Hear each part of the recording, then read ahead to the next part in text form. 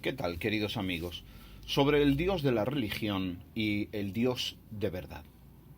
El ser humano vive inmerso en una profunda incógnita multifacética que está encerrada dentro de un misterio indisoluble. El sufrimiento nos tortura implacablemente, a unos de una manera sádica, a otros de otra forma más desalmada. Las enfermedades físicas nos acosan como perros rabiosos y sedientos de dolor. El deterioro paulatino de nuestro cuerpo, una flor que se marchita en el tiempo sin esperanza, la depresión, la angustia de no entender el porqué de todo este angustioso estado del existir que pende de un fino hilo entretejido de sueños, de pesadillas que vivimos sumergidos en un mar de temor, bañados en esa sensación amarga e incontrolable de que cualquier desastre nos puede arrastrar en cualquier momento. Esa es la celda que habitamos en nuestra condena. Todos estamos encerrados en esa jaula incomprensible, angustiados por un pasado irrepetible, el presente amenazador y un futuro incierto. A propósito, feliz año nuevo, que todo hay que decirlo. Ante estos monstruos de duda, sufrimiento, incomprensión y muerte que nos acosan rabiosamente, ¿qué hace nuestra mente? ¿De qué forma se defiende nuestro órgano cerebral de esta tan sombría, cruda e insensible realidad que sufrimos?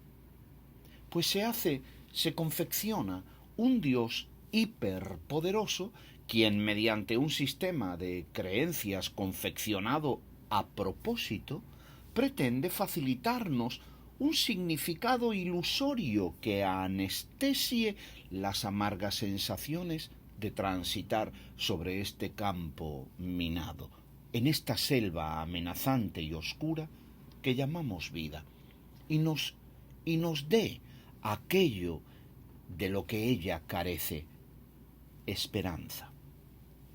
No cabe duda, querido amigo, que los dioses de las religiones son creación de la mente humana. Esto es innegable. La clave para aceptarlo o para entenderlo está en esa linealidad natural, temporal de los acontecimientos, la cronología existencial del ser humano. Primero surge la vida del ser humano, luego la concepción de la idea de Dios en su mente, porque sin humanidad no puede haber idea de divinidad alguna, ¿o no? Esta cronología, creo yo, humildemente, es de una lógica indiscutible. No obstante, los hay que aseguran que el origen de esta idea de lo divino es anterior a la existencia humana, pero ¿cómo se podrá asegurar esta idealización de la existencia de las ideas preexistentes? Eso es una mera especulación. La idea que surge con el ser humano es una respuesta psicológica del ser a las demandas de la naturaleza y de la vida. Al existir surge el reto, la necesidad. Luego, la psiquis, en respuesta, dará forma al órgano psíquico que responderá de esa amenaza y ante esa amenaza. Por esto es que, en vez de llamarle teología, deberíamos llamarlo psicoteología, porque la una crea a la otra. O como diría Feuerbach, y creó el hombre a Dios conforme a su imagen y su semejanza. Este proceso es natural, pero no es bueno. Como es natural que si te acercas a un río de lava te achicharres completo hasta quedar carbonizado, pero eso no es bueno. Crearse dioses no es saludable mentalmente porque interrumpe de forma radical el proceso de maduración de la personalidad y del carácter. La persona religiosa acepta un sistema predeterminado que incluye un Dios que suple todas sus necesidades y le da las respuestas automáticas a las demandas y retos de la vida que él necesita.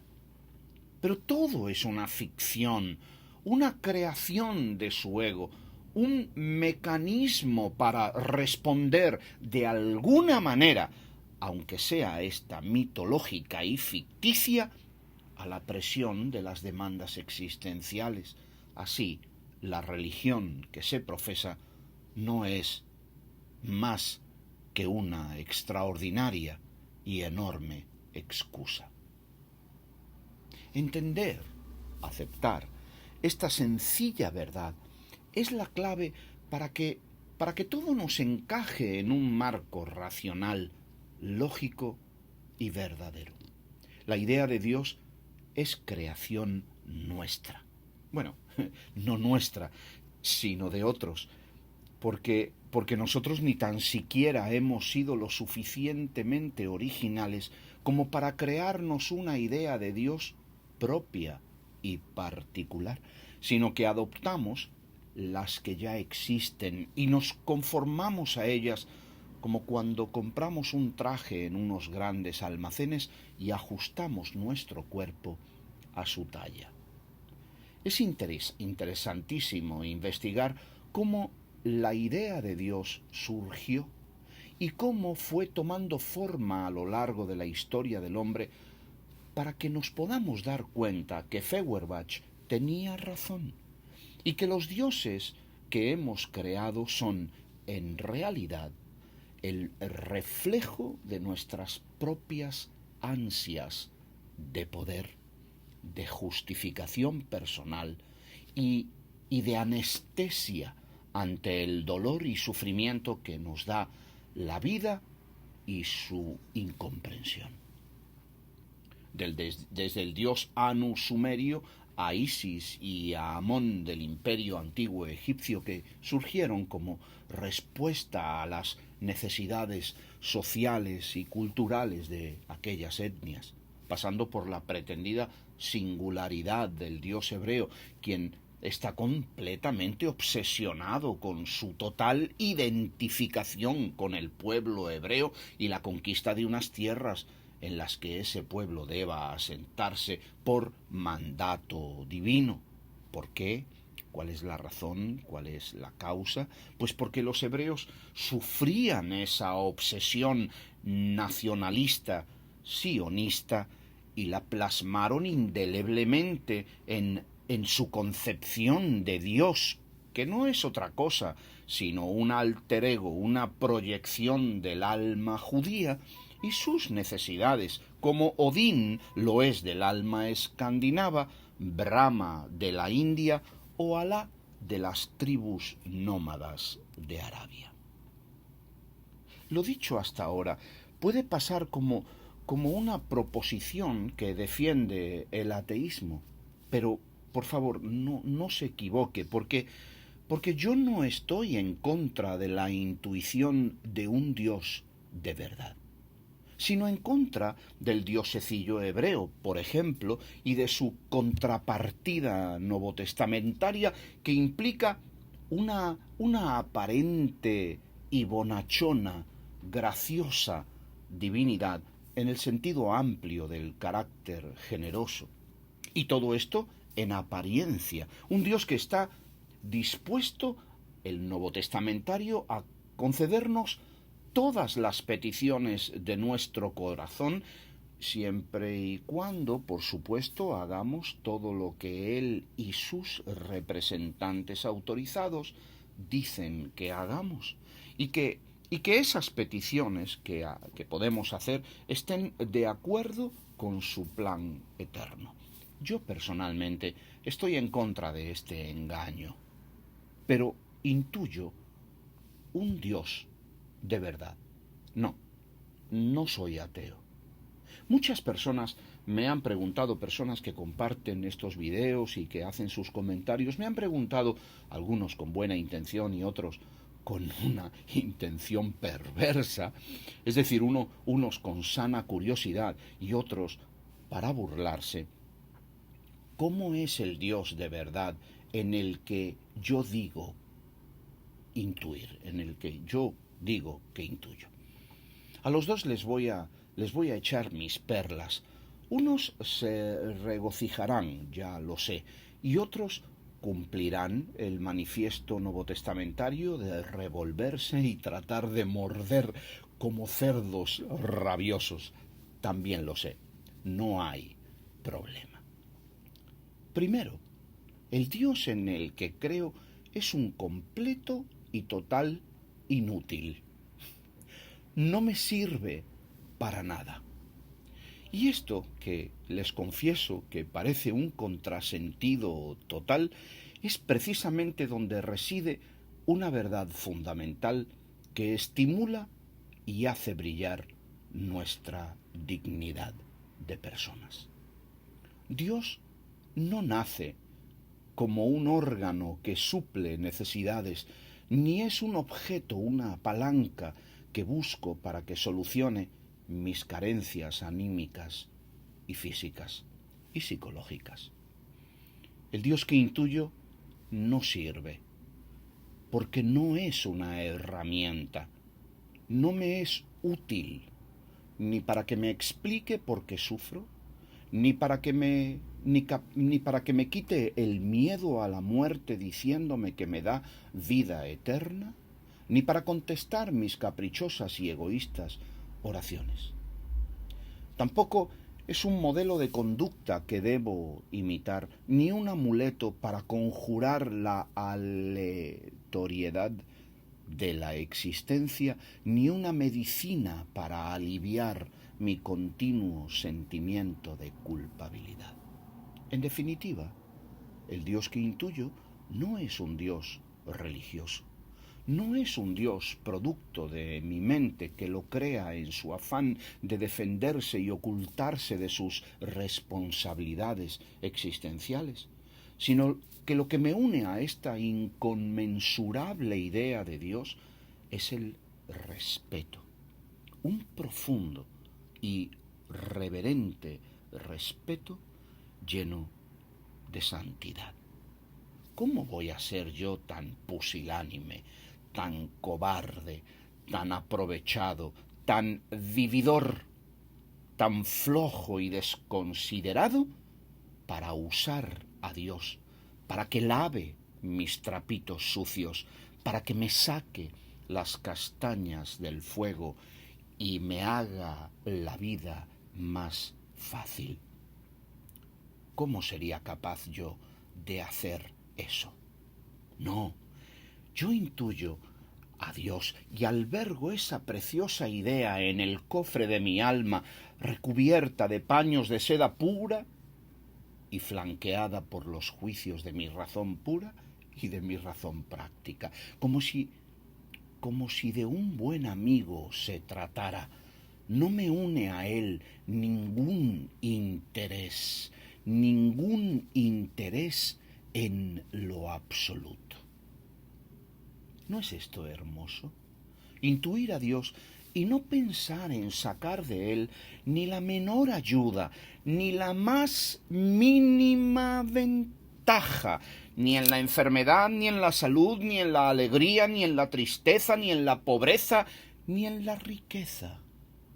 ¿No cree usted, querido amigo, que esta forma de relación respetuosa y distante es la clave para que se libere no sólo un profundo conocimiento de la esencia divina, sino que también posibilite que se nos abran las puertas de nuestro propio ser interno, lugar tan remoto como inhóspito?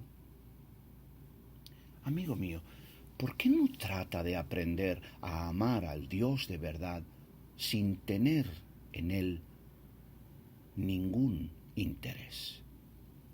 Se lo recomiendo porque es una fuente inagotable de dignidad. Segundo, el Dios que intuyo no es un Dios que está ahí o allí, sino que es una realidad que se funde conmigo. Yo soy la llama y ello, el Dios de verdad, es el pábilo y la cera cilíndrica. Ambos formamos una vela que brilla en la bruma. No creo que nadie pueda decir míralo allí o léelo aquí, porque es algo muchísimo más profundo que eso. Pertenece a otras dimensiones de las externas. Es una realidad a la que se debe nacer en el pecho y en la cabeza, en los reinos de las emociones y en los bosques de las ideas. Tercero, el Dios de verdad no es un Dios persona. No tiene manos, ni pies, ni emociones humanas, porque ¿no les parece a ustedes que esa concepción de Dios es impropia de personas inteligentes?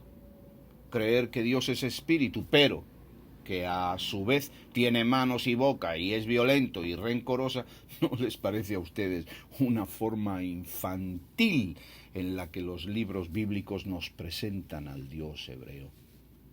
Un hombre exagerado, una especie de superpersona. No es esta postura teológica merecedora al menos de sospecha, de la sospecha que afirmó Feuerbach, como dijimos anteriormente, cuando dijo, y creó el hombre a Dios a su imagen y conforme a su semejanza. Para mí, personalmente, es imperativo que Dios sea un ente, algo completa y totalmente indefinible e impersonal, una fuerza resultante, energía pura que se diversifica sin cambiar nunca su esencia. No está aquí o allí, porque es aquí y es allí, y también más aquí y más allí.